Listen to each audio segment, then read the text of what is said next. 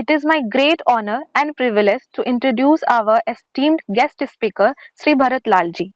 Sri Bharat Lal ji joined civil services in the year 1988 and was involved in sector reforms in water and sanitation sector in the year 1999 by the federal government. He played a crucial role in formulating, planning, and implementing decentralized, demand driven, and community managed water supply, sanitation, and water resource management programs. For a very long period, Bharat ji worked in drinking water and sanitation sector both at the federal and state government of Gujarat. After hit Gujarat in the year 2001, the state was in a state of devastation. Sri Bharat Lal ji, to provide support during these tough times, established the Water and Sanitation Management Organization (WASMO) in 2002 to facilitate potable tap water to every household and improved sanitation. This work became an example which has been acknowledged by conferring Prime Minister's Civil Services Award, a Commonwealth Association for Public Administration and Management Award, and United Nations Public Service Award to WASMO. It was because of Bharat Ji's efforts drinking water was available in plenty in drought-prone and desert state like Gujarat. Based on this experience, Government of India in 2019 launched 51 billion US dollar program, namely Jal Jeevan Mission, Har Ghar Jal, to ensure potable tap water to every rural household in adequate quantity of prescribed quality on regular and long-term basis. The idea is to not allow paucity of water to become a limiting factor in the socio-economic development of the country and its quest for high economic growth to eliminate poverty. During 2017 to 19, he also worked as additional secretary to the then President of India, Sri Ramnath Kovind. Also, Sir worked as Principal Resident Commissioner of Gujarat and promoted and facilitated investment in Gujarat as well as states worldwide outreach. Sri Bharat Lalji believes in out-of-box thinking and finding solutions to solve complex problems. He has vast experience of policy making at the highest level, both on national and international issues. He also had the privilege to work with the Prime Minister of India, Sri Narendra Modi, since 2001 when he became Chief Minister of Gujarat. Since March 2020, he worked in the core team managing COVID-19 pandemic caused by coronavirus in the country. In January 2022, he joined Lokpal of India, the anti-corruption body of the country, as its secretary. Prior to this, he worked as founder of Mission Director of Jal Jeevan Mission, a flagship program started in August 2019 to ensure clean tap water to every household and public institutions of the country by 2024. Currently, Sri Bharat Lalji is working as Director General of National Centre for Good Governance and serves as the Secretary General of National Human Rights Commission, India. Sir, it is indeed a great honor and privilege for us all to grace us with your presence in this online session. Now, without further ado, I kindly request Sri Bharat Lalji to enlighten us with his words of wisdom. Thank you very much for your kind words, and thank you, Pasaraji, for inviting me to this session and have the opportunity to interact with your esteemed faculty members. Let me admit at the outset that you all are professional teachers. Delivering talk and delivering lectures is your like every day you do such things. But so far as I am concerned, I think occasionally I do speak and I do share my thought process. So today, what I propose to do that in next half an hour, 35 minutes, I'll go through about human rights issues, where basically water availability or water security plays a huge role in ensuring dignity of life, ease of living, quality of life of citizen or people in the country. I'll give a little bit world perspective, but as you all know that end of the day, being a law faculty, most of the people coming from law background, so I need not to dwell too much upon the aspect. As we all know, when it comes to human rights, it is in our ethos. In the last 5,000 years of civilization, and after 1947, our constitution, I think we all know that when it comes to human right, means right to life, right to freedom to express, and to all fundamental rights which have been guaranteed in constitution. I think we have internalized it, and even before constitution came into being, I think from day one, compassion and empathy is a part of love. As we all know that air and water, without these two things, life cannot survive. There might be some anaerobic organism, but for any living form, air and water is a must. And well, in modern civilization, if you see the way cultures have evolved, the civilizations have evolved, it has all evolved in and around water, our water bodies. So water always played a very key role when it came to society, it came to civilization, and came to day-to-day life. But if you see from our point of view, water availability has direct linkage with food security. Drinking water means quality of life. It has certain health implications. Of course, ease of living, and more importantly, our day-to-day economic life. Without plenty of water, it is next to impossible to have socio-economic development and economic growth. Next to impossible. If there is a drought-like situation, well, we can't. Next to impossible to manage, your economy or your livelihood or opportunities. That's why, as you might recall, that in the last millennium, the UN started Millennium Development Goal, and idea was that there were certain, non-parameters we should achieve, basic facility and safe water, potable water at a reasonable distance. This was one of the goals. And thereafter, of course, there are many parts of the world where situation is not so good. Sustainable development goals were launched. And in 2030, we are almost midway. In 2030, sustainable development goals have to be achieved. And out of 17 goals, 11 goals have linkage with availability of water. But if we see a little bit more closely, almost 21% of our communicable diseases are linked to unsafe water. 21% of communicable diseases are linked to unsafe water. If you look at India, every day 500 children, 500 infants, they die from diarrhea. 500 children die from diarrhea each day in our country. And in fact, there is a professor, Michael Kramer, in the University of Chicago, US, who is a Nobel laureate. And his studies indicate that under 5 mortality, diarrhea is the third most common disease responsible for death in infants. So one third IMR can be attributed to waterborne diseases, or let's say more precisely one symptom, what you call diarrhea. So we can understand that the kind of implication clean water has or water availability has on human life. There can't be a better example than this study. If you look at the whole world, I mean, allow me to give a macro picture. Just a small micro picture. Roughly 26% world population. 26% of world population lack what you call access to safe drinking water.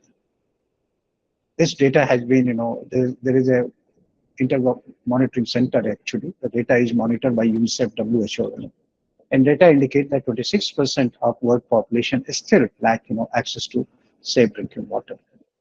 And more importantly, because this safe drinking water, safe word is linked. So the most important part is that almost 46% population, 3.6 billion people in the world, they don't have access to safe, what you call safely managed sanitation. In one way, they don't have access to toilets. So this linkage of water, sanitation, hygiene, and public health, that clearly shows that if clean tap water is not available, clean water is not available, if sanitation is not improved, sanitation is not proper, I think the worst sufferer would be you and me, our life and our children's lives. And it is expected that this urban population in the world, because urbanization is going to go up and up and up. So it is expected that roughly by 2050, more than when we are having going to have around 9 point something billion population, around 10 billion population, roughly 2.4 billion population might not be having having facing less of water scarcity. Allow me to give one more dimension of the whole thing. If we are having, let's say, per capita freshwater water availability less than 1700 cubic meter per person per year, so this situation is called water stress. And if it goes down below 1000, it is what a scarce situation. So out of 180 countries by 2050, out of 180 countries by 2050, roughly 87 countries are going to have less than 1700 cubic meter fresh water per person per year, which means they will be in water stress situation. And if you see that another dimension, I mean, as we all know that in the world over, there are certain arid, semi-arid region, maybe hot desert, cold desert, the whole, whether it's southern hemisphere or in the Middle East or in part of India, you will find, there are places where roughly by 2050, there would be roughly 25 countries where per capita fresh water availability will be less than 500 cubic meter, less than 500 cubic meter. And imagine, I'm not very sure that in these places whether water will be available through tanker or train, or what are the means we are going to apply. We know that climate change is having profound impact on many aspects of our life, and one is water availability, because it is leading to prolonged drought, erratic and high intensity rainfall, and which you can't capture, not much use. It brings devastation in form of floods. There are cyclones, there are forest and wildfires. So climate change is having profound impact on water availability. And you have seen that worldwide, this problem. North America, which is considered, most of the time it's considered that all natural resources, is in plenty. But imagine in America, whether it's California or Midwest, water scarcity is felt everywhere. If you see that Mediterranean or say Australia, part of Asia, so this drought or water scarcity is very, very visible in this part of, and there are many parts of the world, including in the past, many parts of the country in India, where water used to be supplied through road tankers. In case of Gujarat, before 2003 or 4, water used to be supplied by water railway wagons, trains. I mean, supplying water through road tankers was a normal kind of thing. There was nothing very unusual in those days, actually. If we see another figure in context of India, roughly over 65% population lives in rural areas. 50% population is basically dependent on agriculture, which consumes roughly 80% of water, whatever we are consuming. And this part, this consumption, this 80% consumption of water produces roughly 18% GDP, but have disproportionate employment opportunities. 45% people of this country are associated with agriculture.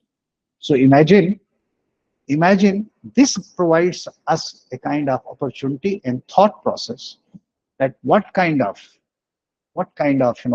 developmental process, what kind of technological advances, and what kind of water governance we should have. 40%, more than 40% of India's area is let's say, semi-arid or arid zone.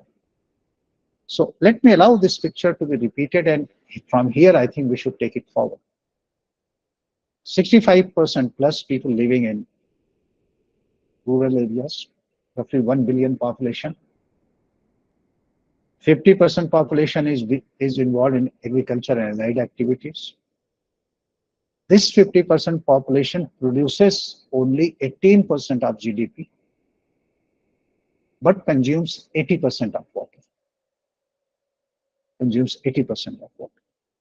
So it means this skewed ratio, I think, also provides an opportunity that what kind of course correction we should be doing with.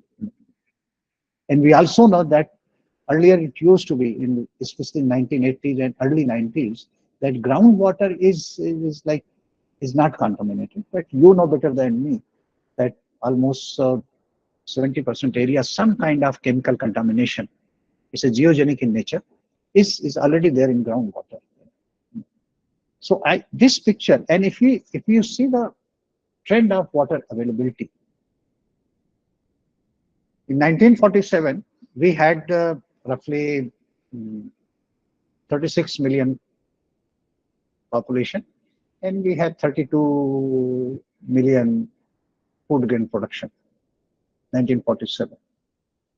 Today we have 1.43 billion population, but our food grain production has zoomed more than 510 million, metric ton food grain production. So we have achieved food security. But one dimension is that if when we consume 1 kg of rice, or rather when we export 1 kg of rice, essentially we are exporting 1800 liter of water. When we export 1 kg of basmati rice, we export 1800 liter of water. Just imagine that there is a huge scope for revisiting the whole thing, the whole our economic aspect, the whole production, the whole chain, the whole economic, dimension. And if you see, because of growing population and reducing, water availability are static, because see today, because of anthropogenic factor or environmental factor, it is next to impossible to construct new big dams. Last three dams which have been constructed basically are Sardar Sarovar, second was Terry Dam, and third basically which is coming up for Polavaram. But because of anthropogenic factors and environmental factors, planning and construction of new big dams is almost impossible. It means our water availability is static. Our water availability is static. Population is growing, need for more food production is growing, economic activity is basically expanding, lifestyle and prosperity change is taking place, and prosperity is coming, so water demand is also increasing. All put together, if you look at the water availability, and allow me to give one picture. In 1947, roughly 5,177 cubic meter per person per annum fresh water availability was there. 5,177 in 1951. What happened in 2014? It came down to 30%. Availability reduced to only 1,508 cubic meter per person per annum. And kindly recall, a few minutes back, I mentioned that if water availability goes down below 1,700 cubic meter, it's a water stress situation. So by 2014, we have already reached to that kind of a stage. Within the country, some areas where we might be having sufficient water available or excess water available, or it might be flood prone, but overall availability of water in the country, we have reached to that kind of a stage. And our estimation, our projection is that by 2025, after 2 years, this will be that the reduction is not so drastic, because in last 8-9 years a number of steps have been taken. So this reduction, this has not accelerated, but it has deaccelerated. And by 2025, This should be 1465 cubic meter. The most important part is that reduction is not as fast as it used to be.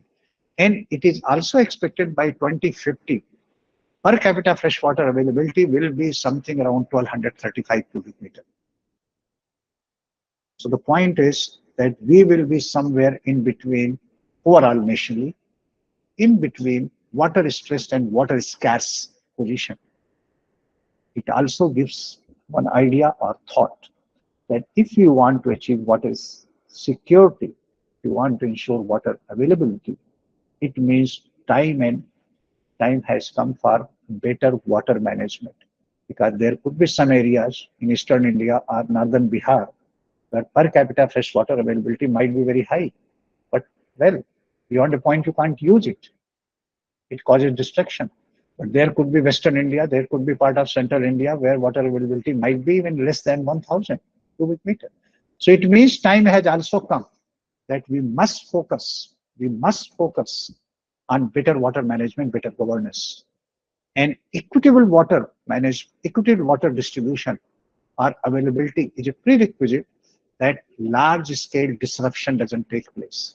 I mean, a few years back, you must have heard. In fact, I think it was in 2017 or 18, if I recall correctly. National Green Tribunal, Honorable uh, Tribunal, they passed an order that in water stressed districts in the country, which are roughly 256 districts actually. I think they identified blocks, 1252 blocks or something. Their groundwater extraction will not be allowed. So imagine if you don't allow groundwater extraction, especially for industry and business, it means new businesses, new industry, new will not come in those areas. And in fact, the order says that, it will be regulated. The ongoing extraction has also to be regulated. So forget about agriculture. New economic activities just can't happen. Can't happen.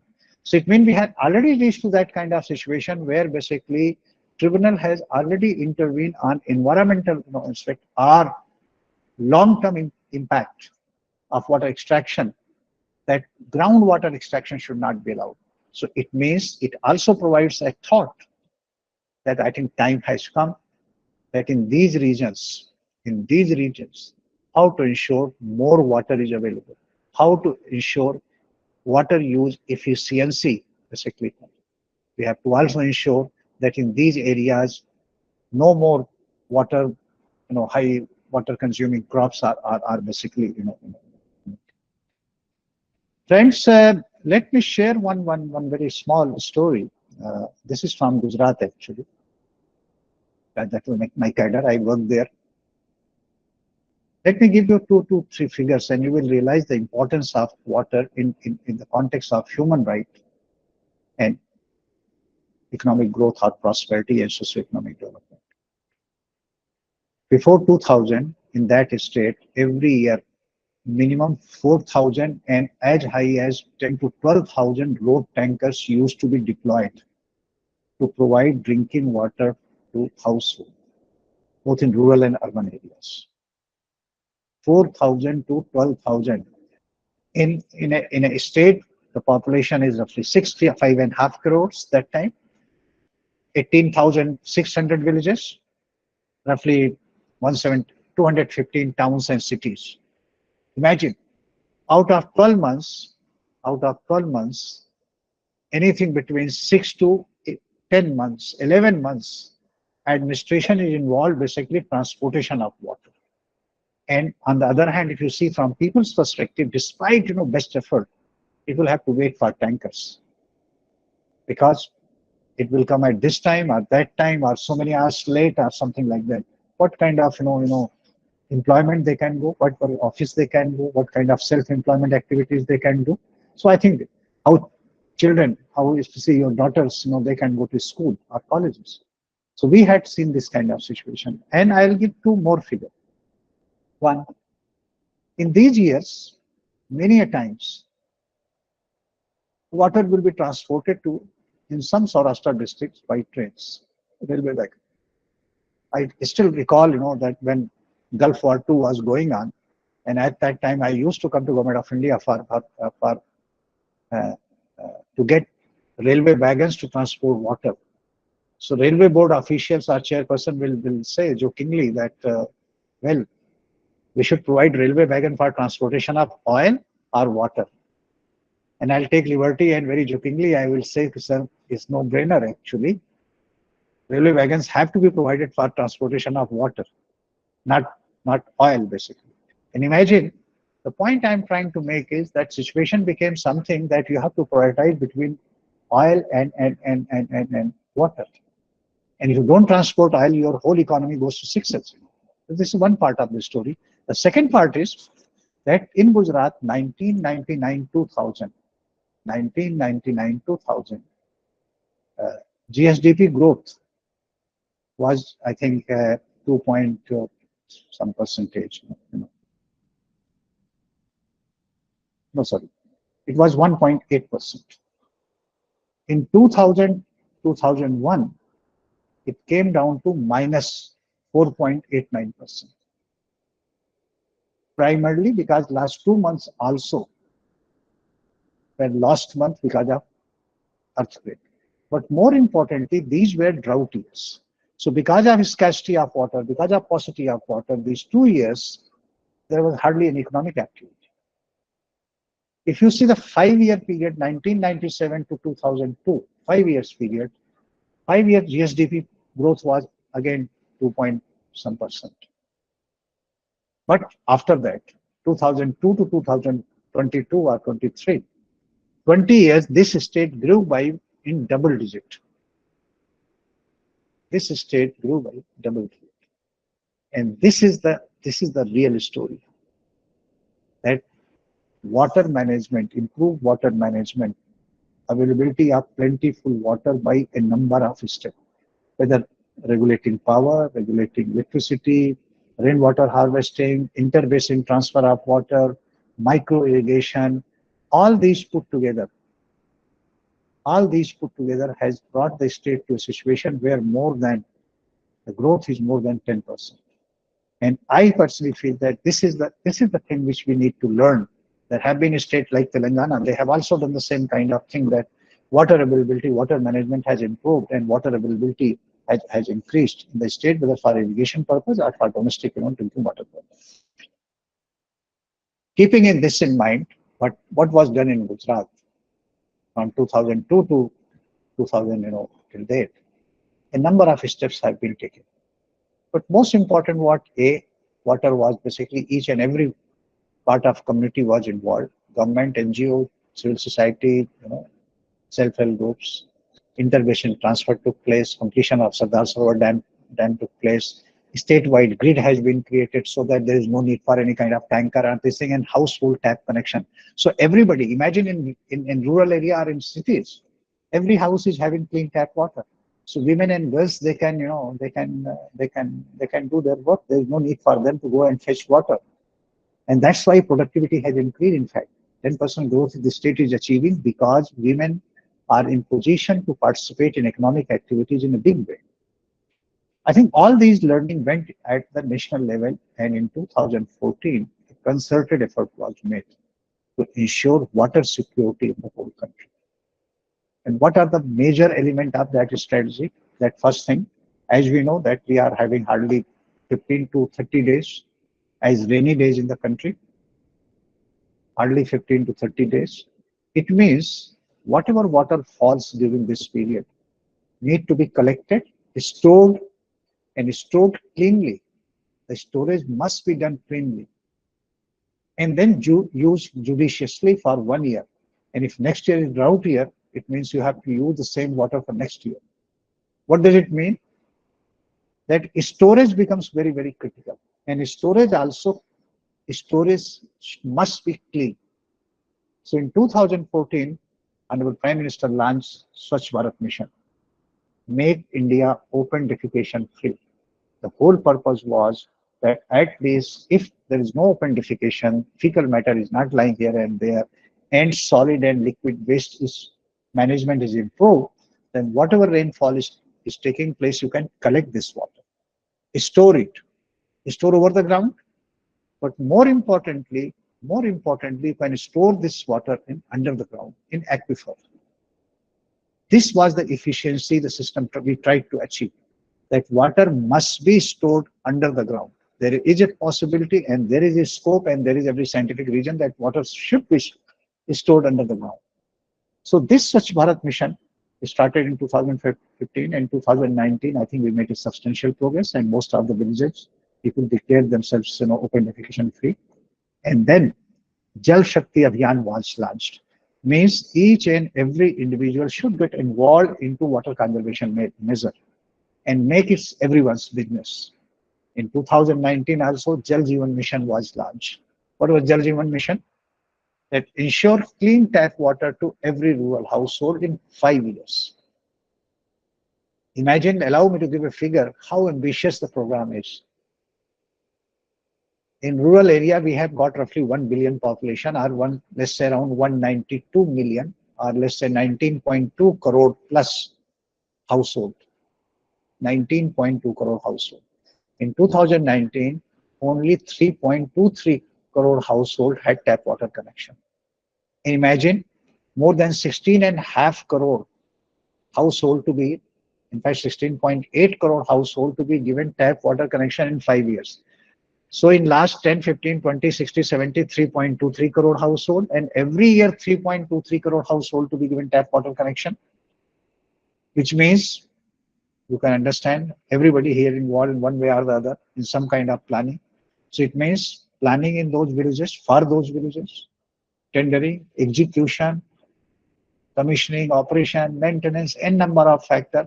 It means every day, roughly in 1 year, if you have to give 3 lakh crore, 20 lakh household tap water connection, it means every day, because 15, 16% will be holiday or 20% will be holidays. So every day, 1 lakh household to be given tap water connection. That is the scale, and that requires a different kind of speed and different kind of skill to execute this project. More importantly, under this program, nobody should be left out. No one should be left out. Whether caste, creed, socioeconomic status, nothing matters. Each and every household to be provided tap water connection. Next, most important was that we started that locally accepted technology which people can operate and maintain. Those kind of things. Like not necessarily big pipeline and big infrastructure. There is scope that gravity-based system in forested area, hills and mountains, gravity-based system can be launched, can be executed. Or solarization of water supply scheme can take place so that you have only solar pumps and then solar panels so that there is your electricity bill goes down. And more importantly, that local bodies, local rural bodies or Panchayati Raj systems are their subcommittee, which is called as Pani Samiti. Village Water and Sanitation Committee should be formed in every village, which is basically 10 to 15 member committee, 50% women, 25% bigger section of society, and they should plan, implement, operate, maintain this kind of system. So while introducing my esteemed colleague, she mentioned about that the cost of this project, 51 billion US dollar project.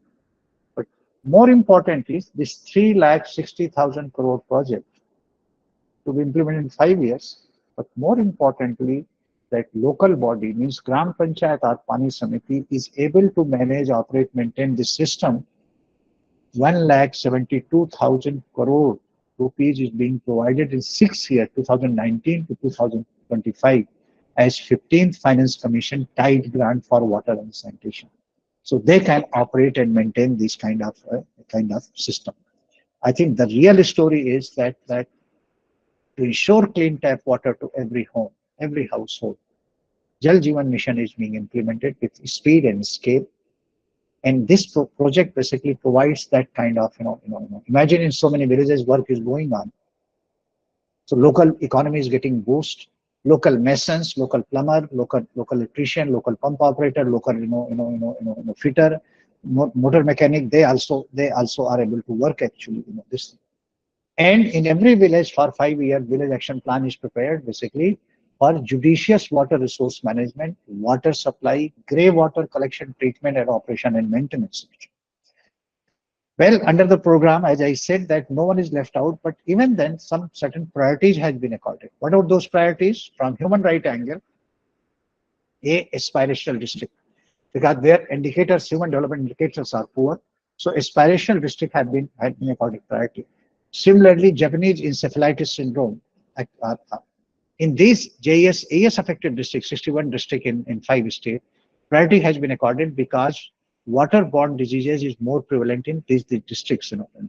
Similarly, quality affected, drought prone areas, desert areas, or let's say border areas, all these have been given priority.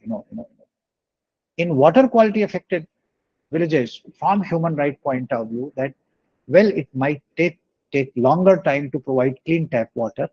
What we should be doing in these villages, that we should install some kind of system where 8 to 10 liter per person per day, roughly 50-liter water, which is good quality water, potable water, should be made available to every family by installing, water treatment system.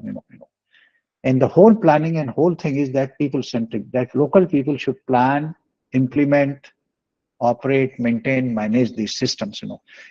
The most interesting part is that 15 Finance Commission grant, which is provided 1,72,000 crore rupees in 6 years, that cannot be used anybody else except these panchayats or their subcommittee. It's not like that state government can use or anybody else can use.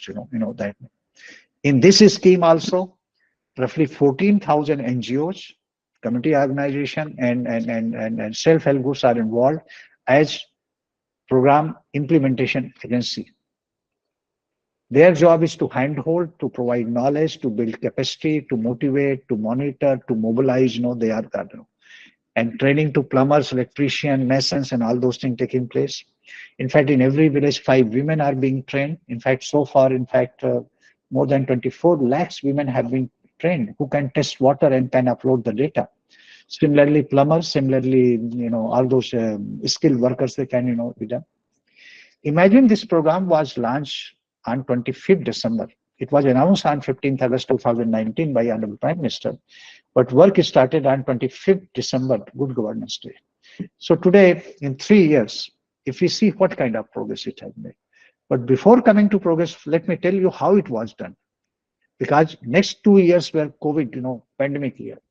So during pandemic, we got the permission that during this COVID also, water and sanitation work will continue. And we use data analytics.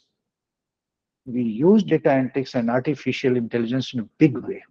For every village, you have data. What kind of data? What is the water table? What kind of water supply system already is there? How number of families? We have scheduled caste, scheduled tribe. All kind of data is available. It was available. And we basically used all those data for basically in planning and go for ground truthing, followed by ground truth. We had certain data from satellite, from NRSA or ISRO. We use all those data. So data analytics used in a big way in planning, this thing, and basically approval and all those kind of. We also develop a dashboard which is already available. You can type JJM, Jal Jeevan Mission dashboard, and fill all the data.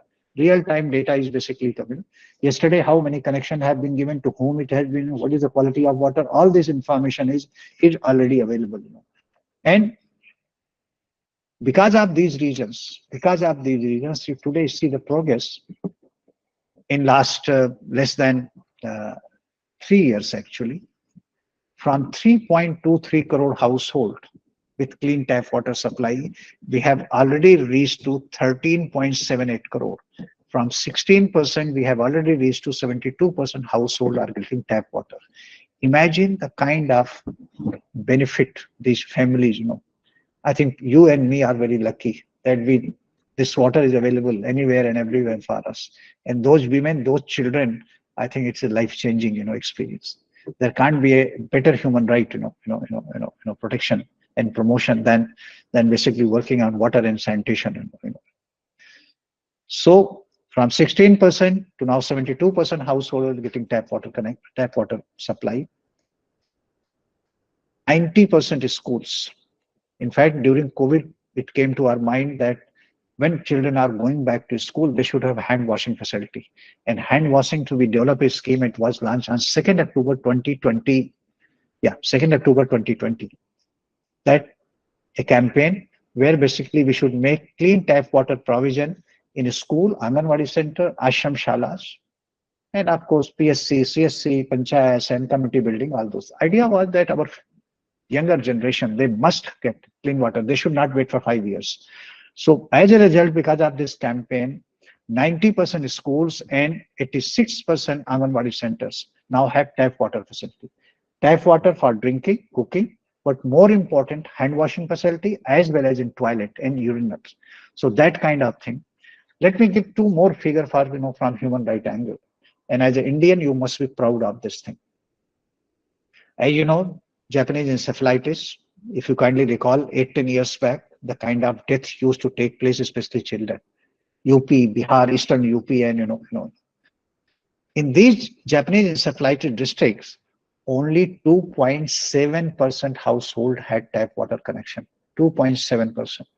And as an Indian, you must be proud of that in 3 years, this 2.72% has already reached to 70%. In these less than 3 years, now 70% household are getting tap water. In last monsoon, kindly recall, have you ever heard about death due to Japanese encephalitis? Last monsoon in Eastern UP in Bihar, well, you can do Googling. This is the change this program is bringing. Aspirational district, mostly backward district. Aspirational district, yes, but it's a backward district. From all human indicators are very backward. There, the clean tap water connection to household was 7.85%, and it has already reached to 71%. It has already reached to 70%. So the way I look at it, there can't be a better human right protection than ensuring clean tap water. Human right is not only about constitutional provision of, let's say, all those fundamental rights and freedom, but right to life, and within right to life, whether it's a clean water or shelter or toilet or electricity or cooking gas, they are equally important. I think that makes our life better. Similarly, if you remove corruption, you are improved delivery of public services, you are bringing dignity to people. So improving quality of life, improving ease of living certainly is improving, Well, I'll give two data set here. Last year, one study was done by Professor Michael Kramer. He's professor at economics, University of Chicago, US, and he was awarded a few years back Nobel Prize. His study revealed that at that time it was had already crossed 50% coverage under Jal Jeevan Mission. So with 50% coverage, every year India had already started saving the lives of 1.36 lakh infants every year. With 50% coverage, every year this country has started saving the lives of 1.36 lakh infants every year under 5 mortality, he estimated. This year, WHO estimated that with completion of Jal Jeevan Mission and provision of clean tap water to every household and a school, Anganwadi center, ashram shala, we will be saving every year 4 lakh lives from diarrheal death or waterborne diseases. Imagine this kind of life-changing program, the, this water availability or water security or water has on human right. Friends, while closing, let me give a roadmap, because I had the privilege of working for fairly long years in this sector, and somehow I'm emotionally very attached to this sector. I have no hesitation in admitting very openly that still this is my first love, actually. Water sanitation and hygiene. I think what need to be done in this kind of in audience, I will suggest that people like you, I think you have to take lead. Water has to become everyone's business. It should not be only government business. Today, water is what? Think differently. Water is provided by whom? By government departments or its agency. So in a way, it is a nationalized subject. in a way, is a slice of it. Is there a scope? Is there a scope for advocacy that to bring efficiency, to bring water better management? Is it possible that water services in some areas, at some places, in some form, can we give scope to other people also who can work? Our government will keep on monopolizing. So first thing I would say that let's start thinking and people like you because you basically shape those young minds. You basically, put that ideas.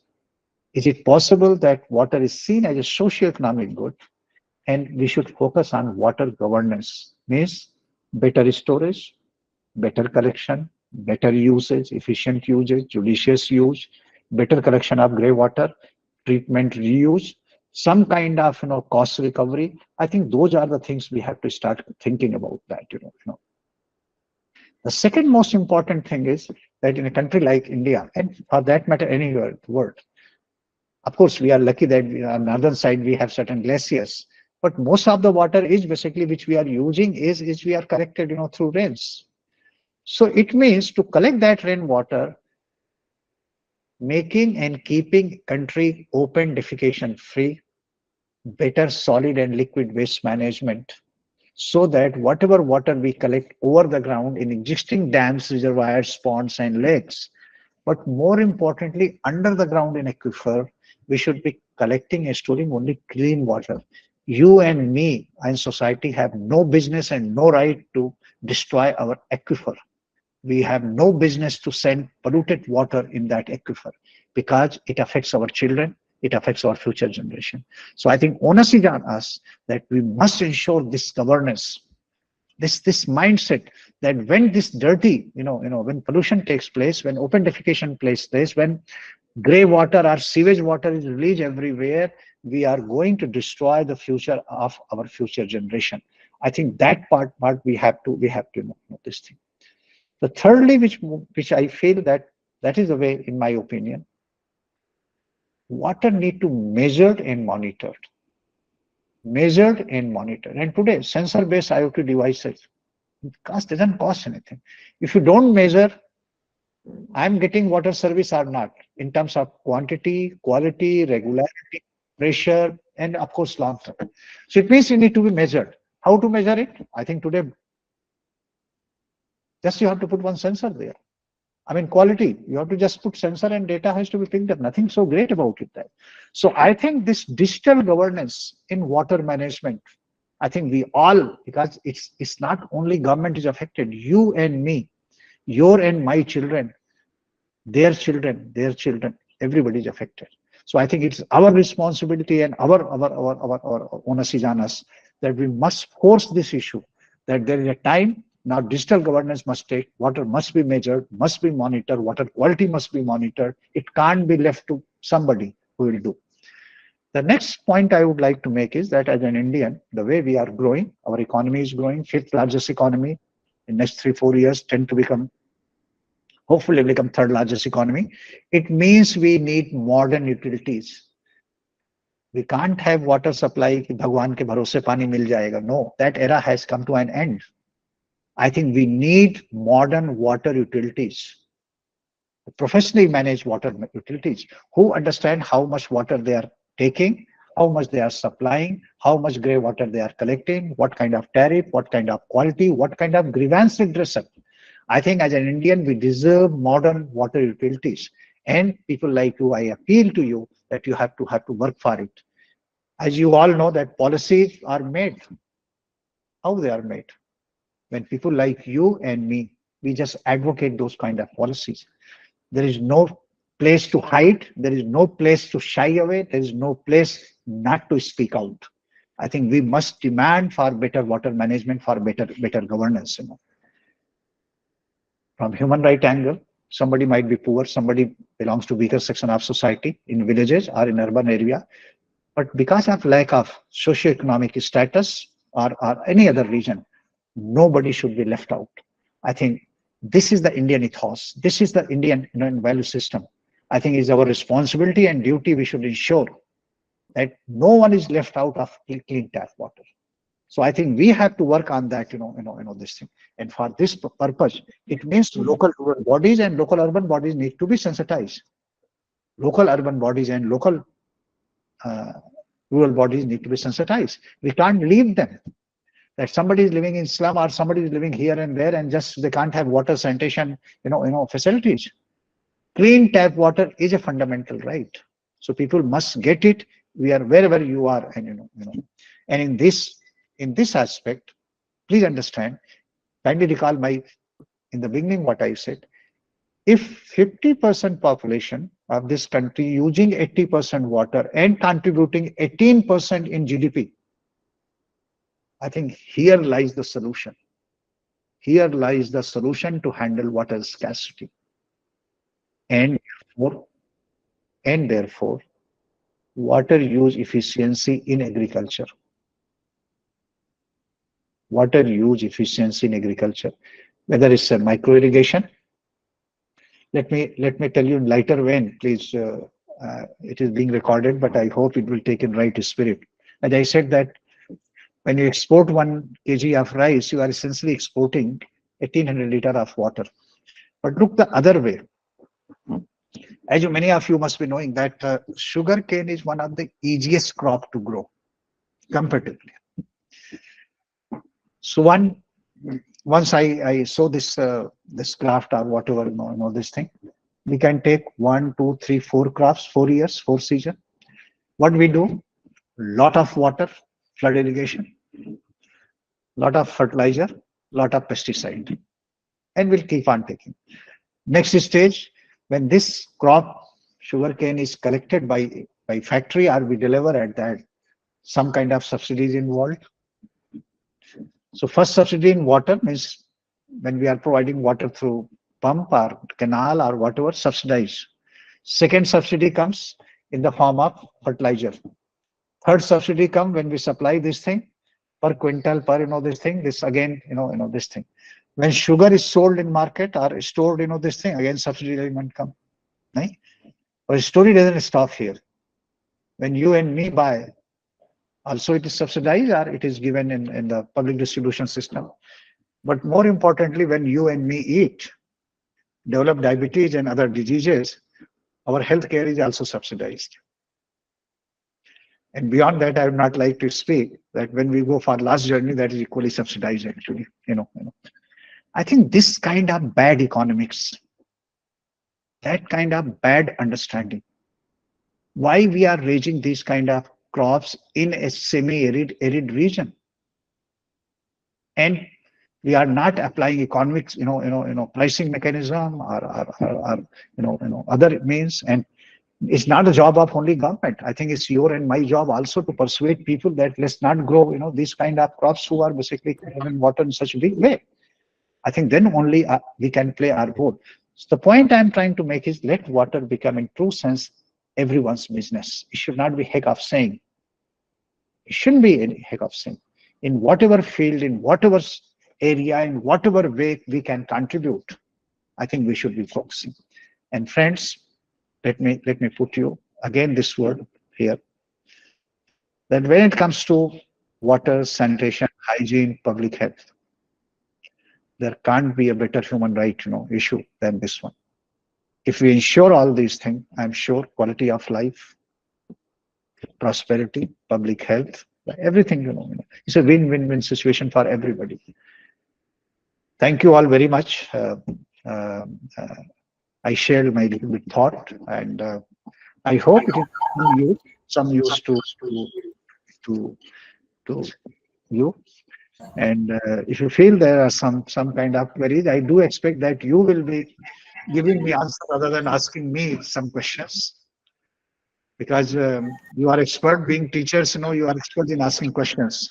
But today I would like to put question to you. So anyway, thank you all very much for your patient hearing. Thank you. And thank Thank you you. so much, sir. It was a very, very insightful session. So there are lots of questions from the participants. At least we'll take 5, 6, if it is possible for you to give some time. Uh, the first question is asked by Ram Bhosle. He's asking, sir, how does national water policy augment sustainable development goals, and how do evaluate, monitor the sustainable development goal targets and its progress that can be easily understood by a common man? So, thank you, Ramurthy ji. Thanks a lot. Please understand that end of the day, sustainable development goals are what? Let me simplify it much more rather than making it very uh, scientific, and it is it is all about eliminating poverty. So, government, any in democracy, there might be some aberration, but most of the time, government, democratically elected governments, always, they are committed to human rights. There could be individual here and there. There could be something, where basically human right violations are taking place or can take place. But most of the time, what government is doing basically, ensuring housing to everybody. This sustainable development goal, ensuring clean tap water, ensuring toilet, ensuring health. So government is already doing this part. And today in digital world, because of your contribution, everyone's contribution, all this information, all 17 goals are monitored and they are in public domain. Take drinking water or take sanitation. Two example I'll give. Drinking water, you just open your JJM dashboard, Jal Jeevan Mission dashboard. You will find the data is basically fed from the district level, and sensor-based IoT devices are being deployed so that you can monitor that whether not only tap connection has been given, more importantly, whether water is coming in adequate quantity, quality, regularity, pressure, and long term. Similarly, toilet constructed or not constructed, but whether usage. The next stage is usage. So house have been constructed. People have started living. They have this their photograph, geotagging, and all those things that. So all 17 goals are monitored and they have been put in public domain, and this data is publicly available. Publicly available. And I think you and all should be very proud of that. Last 15 years, more than 415 million, roughly 41 crore plus people have been taken out of poverty, absolute poverty. I think as an Indian, we should be very proud of. In last 5 years, more than 15 crore Indians have been taken out of poverty. This is a sustainable development goal which is being achieved. What do you? Thank you, sir. We will move towards the next question asked by Krishna Parolia. He's asking, sir, please discuss the role of water body interlinking rivers in mitigating water stress. Thank you, Krishnajit. I think you are more knowledgeable than me on this subject. But for the benefit of audience, let's understand that in a country like ours, there has to be distributed storage system. Means every 1 kilometer, 2 kilometer, 5 kilometer, you need water bodies for ecological reasons. Similarly, rivers, you need river, you need river system, you need ponds, you need lakes, you need water bodies. So I think, and that's why last year, on completion of 75 years of independence, you might have heard Amrit Sarovar scheme was launched that in every district we are going to have 75, water bodies, And last I have seen that more than 60,000 water bodies have been constructed, So idea is that what I'm saying, that for ecological security and water security, water bodies, rivers, lakes, ponds, they play very critical role, very critical role. And government is totally committed. Jal Shakti Abhiyan is all about, under Manrega, most of the focus under Manrega is basically revival of water bodies or strengthening of water bodies. Let me give you one example. In Gujarat, we planned and implemented what is called Sauni Yojana. We had roughly 115 reservoirs in Saurashtra. And what we did, all 115 reservoirs were deepened, cleaned up, and they were interconnected through pipeline. So every year, twice, those are filled. Those water bodies are filled. Imagine the ecological benefit of filling, that every 10 kilometer, 20 kilometer, 100 kilometer, you have some big reservoir, a small reservoir, and there is water. So you will find that avifauna, birds are there. You will find the wildlife is there. You will find the animal husbandry, agriculture productivity, milk and milk product, dairy industry, everything is flourishing. So I think it's a win-win situation to have water bodies throughout countries well preserved, but more importantly, clean water bodies. The most important part is clean water bodies, and that's why Namami Gange was launched for revival. Namami Gange was not only cleaning Ganga, means all tributaries on Ganga. Similarly, now 10, I think 11 river rejuvenation is going on in the country. Again, all tributaries. So I think as a nation, we have to revive our river water system, our water bodies. And very quickly, I think one thing is required that citizens have to play a role. That greed somewhere has to stop. What I mean to say that this capturing water bodies, filling it and construction, if this business must stop, otherwise you and me will keep on paying price in the form of floods. What happened in, let's say, Chennai or in Bombay, regularly it happens, in many cities it happens. I think that part we have to do. As a citizen, I think our contribution that we must give way to water. Water must be, it's our duty way. We have to respect that water.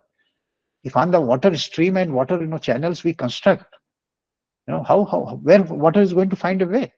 So as a citizen, I think if we don't become, little bit, conscious, and we start raising our voice that our rivers, our rivulets, our, this thing, they must be protected. Well, otherwise nature will take its revenge. Yeah, over to you. Thank you, sir. A similar related question is asked by Shivaram Prasad. He's asking Telangana and Andhra Pradesh are fighting to share Krishna water. How to settle this issue? I think these two states are more than sufficient. You don't need third person like me to get into that, right? Isn't it? I think let two people sort it out. And I'm pretty sure, I'm more than confident that wonderful people up to state and their leadership, they will sort it out this issue. These are sometime it happens, but I think end of the day, we all are Indians and we think about others before thinking about ourselves. So in give and take spirit, I think they should be able to sort out. I'm pretty hopeful. Yeah. Thank you, sir. One more thought is being shared by Rupam Lal Havaldar. Domestic water supply should be monitored for tap water supply. It should not be unlimited water supply. Future we may have water meter attached to every household, just like meter for electricity. Only this can reduce domestic water wastage. I fully agree. Your thought is the way forward. Every connection must be attached not only with meter for quantity, but quality also, regularity also, pressure also. And well, you provide me service, I'll pay you every month like I'm paying for my electricity bills. See what happens, it's a very, very funny kind of thing, let me just elaborate it just in very small. See, in case of, when I went to Gujarat in early, this thing, I realized that in Gandhinagar, when I came to Gandhinagar, there was no need for stabilizer, voltage stabilizer or inverter.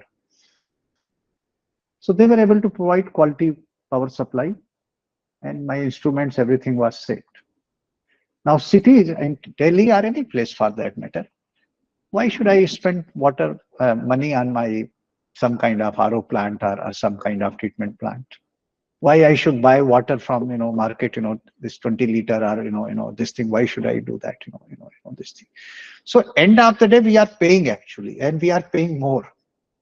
So I think we should insist for services. Quality services means quality water, and well, we should be ready to pay because anyway we are paying. If not paying directly, then indirectly certainly we are paying. We fall ill, we go to doctor, our children fall. We have stunted growth. We have this fever. We have so many things. So we keep on paying. But one more thing I would comment to this comment is meant for my public health engineer colleague. Actually, I think we have to see it in this way: that imagine that from tap some water is coming and nobody is drinking it directly. I think we have to look inward. Why my water is not like this? That people are not drinking it. I think this just we have to stop and think about it. That as a professional, imagine I'm providing some service, and imagine people are so they don't trust me. So our public health engineer and public health engineering departments, our municipalities, are this thing. They have to think about it. That imagine the water I'm supplying and people are sir not. आप इधर बैठते हो ना तो वो सामान में गाड़ी में रखा था अगर हम किसी के तो उसको संभाल के रखना है Yes, ma'am. Please go ahead. I request the participants, please don't unmute your microphone unless you have to ask some question. Thank you. Sir, we have Irfan. He's asking, sir, if we consider right to drinking water as human right, then why people have to pay to water boards to ensure their human right? Well, sir, everything costs something, whether you pay directly or indirectly. When you get free, somebody else is paying it for it. Don't forget. So you decide whether you would like to pay directly by you or taxpayer indirectly by society. It is your choice. End of the day, in democracy, your choice matters. But I would not like to, at least for myself, I would like to say that if I am consuming, I would like to pay rather than the public is paying for it. Let's not forget, nothing comes free. This water, when it's collected, stored, treated, pumped, supplied, delivered, it costs something. But you want to drink water, but you want that my neighbor should pay for it. I think it's slightly unfair to me. Slightly unfair to me. I would like to pay. If I'm using it, I must pay it. Right, sir. Thank This you is so much. sorry. I Yes, mean, sir. I'm sure you must have studied about concept of fraternity. And my dear friend, you must read this concept of fraternity in Indian Constitution. In fact, there is one book actually, when I was reading, in this book, somebody was trying to attempt, define religion. What is religion? And the author says, well, it's very difficult for me to define religion, but I can define the religious person. And the way he defined religious person, that the moment you start thinking about others, in Indian context, the moment you start thinking about others, you become a religious person. The concept of fraternity is that Indian Constitution talks about three things together: fundamental rights, fundamental duties, and directive principles of state policy. Three things together, equally important. So my humble request and suggestion would be, let's not restrict ourselves to only and only on rights. When we talk about rights, we also talk about duties. That is my only suggestion. Over to you. Thank you, sir. It was a wonderful session. Before inviting Risa to conclude the session, I would like to share one small incident. We also have a lake in our campus. It's been 1.5 years that I'm here in Central University of Karnataka. The lake is last year also there was some water, but this year, because of maybe due to less rainwater or they are trying to renovate the water waste management treatment plant is there, through which the lake is revived, and some other things that they are doing, the university is doing, trying to do it, but now it is dry land.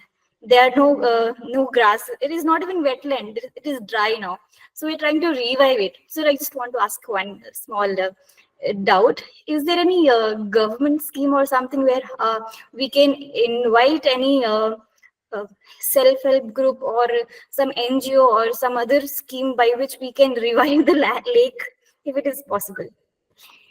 It's very much possible. There are many ways of doing it. There are certain schemes in government whose fund can be, and I think in this country there are people, there are organizations, there are corporates who are willing to lend their help basically for this kind of work, because everybody gradually and slowly. See, when it comes to water security, when it comes to quality of water, please don't forget, let's not wait for any pandemic like COVID-19 pandemic. During COVID pandemic, one way or the other, each one of us realized the value of air, clean air, oxygen. In one way or the other, we realized the value of oxygen.